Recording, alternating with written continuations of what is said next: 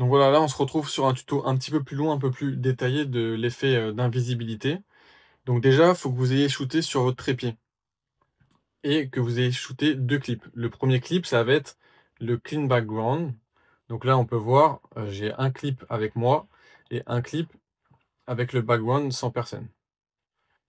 Donc sur le clip où on a la personne, on va se mettre à la première frame, on va utiliser l'outil Rotobrush et là, on va détourer notre personnage.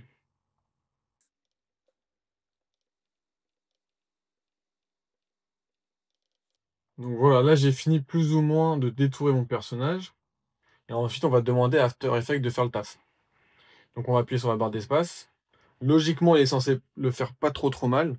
Après, s'il y a des petites corrections à faire, bah, il vous suffit de mettre pause et de corriger là où il y a besoin. Donc là, par exemple, bon, j'ai vu certains. Voilà, par exemple, le pied, on voit qu'il l'a pas pris. On peut revenir un peu en arrière, à savoir à quel moment il l'a enlevé. Voilà, ici, et là, on le rajoute. Sans, sans rajouter trop de. Voilà. Et là, on refait play. Et normalement, il a compris. Voilà, donc là, il m'a tout fait. On peut voir. Et une fois que c'est fait, on va geler notre rotoscopie. Sinon, ça peut bouger, etc. Donc là, on gèle la rotoscopie. Ça prend quelques instants. Ok, donc là, maintenant, c'est fini. Donc on va pouvoir retourner sur notre composition. Et là, on peut voir que si je désactive le background, on a notre personnage. Voilà. Et donc là, ce qu'on va faire, c'est qu'on va appliquer l'effet dispersion. Et on va l'appliquer sur le background, pas sur notre personnage. On a un panneau qui s'ouvre. On va mettre en calque de référence le personnage.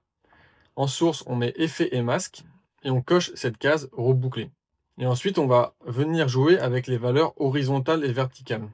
Donc là, vous pouvez voir qu'il n'y a rien qui se passe. C'est parce qu'il faut désactiver notre personnage. Donc là, on appuie sur l'œil pour désactiver. Et là, vous allez voir qu'en jouant avec les valeurs horizontales et verticales, on a notre effet qui commence à apparaître. Donc là, c'est à vous de jouer avec les valeurs en fonction de vos goûts.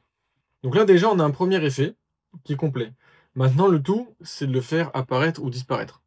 Donc là, on va jouer avec des images clés. Ce qu'on va faire, c'est qu'on va dupliquer notre personnage. Cette fois-ci, on va l'activer. Donc là, il va apparaître. Et on va appliquer l'effet incrustation luminance. Et on le met sur le clip qu'on a dupliqué. Et là, on va les jouer avec le seuil. Donc vous allez voir, quand je bouge le seuil, voilà. Ça fait plus ou moins apparaître, disparaître. Donc là, ce qu'on peut faire, par exemple, c'est mettre une image clé à 0 au début de notre clip.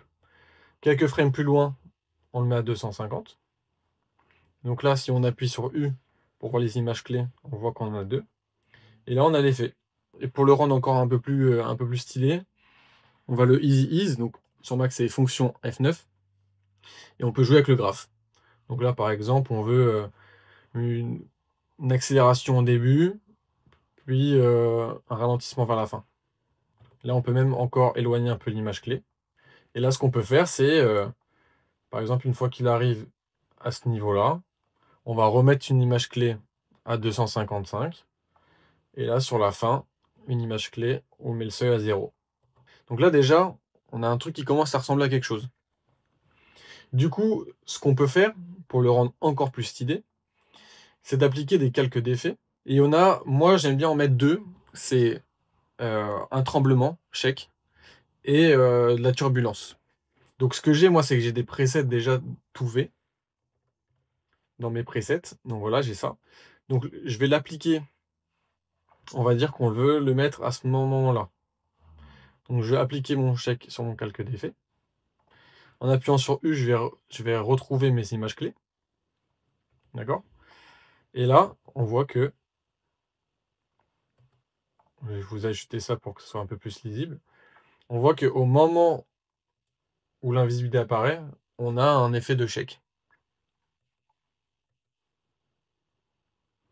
Et pour rajouter encore un petit truc, on va recréer un nouveau calque d'effet. Et cette fois-ci, on va appliquer l'effet de turbulence.